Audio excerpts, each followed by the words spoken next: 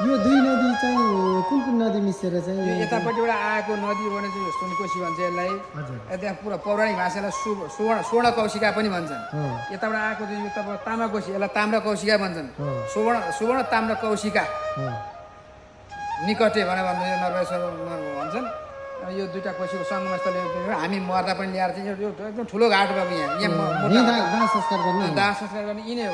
अब अहिले कोशी बढेको कारणले गर्दा यहाँ अलिक माथि नै गर्छन्। हजुर। यद्यपि हिउँदमा यो कोशी घाटेला जहाँ दुईवटा कोशी गरेर चाहिँ मिसिएको हुन्छ सङ्गमस्थलभन्दा थोरै माथिबाट हात बित्ता माथिबाट चाहिँ त्यो खरानी भन्दा चिता पखाल्न सजिलो हुने गरी बगाउँछन्।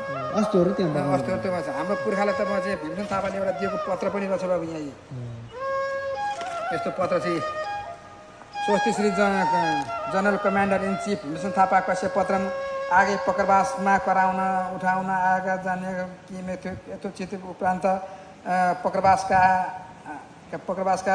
जम्मल मध्ये ताम्रकोशी सुवर्णकोशी त्रिवेणीको नाममा स्थापना भएका नर्मदेश्वर कश्य नाम बिरुवा के भनेर भनेको छु। यो पुरानो अक्षरबाट चाहिँ मिना यो पत्र दिँदाखेरि कुरिया घर 3 भनेको छ यहाँ 3 लाइन स्पष्ट भएको हजुरले पढ्न अलि गाह्रो भएको कुरिया घर चाहिँ हाम्रो त्यति बेला हाम्रा पुर्खाहरू 3 घर मात्रै रहेछन्।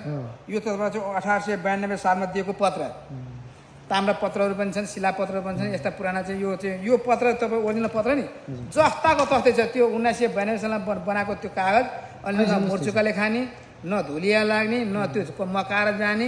यसरी यो खोला चाहिँ अब बग्दै बग्दै गएर चाहिँ सप्तकोशीमा मिसिन्छ। यो यहाँबाट जान्छ तपाईँ तल गएपछि लिखु मिसिन्छ। त्यहाँ तमोर अरुण वरुण हुँदै तपाईँको चाहिँ 7 कोशी मिसेपछि सप्तकोशी हुन्छ। त्यहाँ चाहिँ बराह क्षेत्र पुगिसकेपछि त्यसले चाहिँ दक्षिणी मोड लिन्छ अनि त्यहाँ तल पुगेपछि तपाईँ चाहिँ के भन्छ कोशी ब्यारेज। धन्यवाद जानकारीको लागि गइसकेपछि इन्डियाको बिहार। जानकारीको लागि हजुरलाई धेरै धेरै धन्यवाद।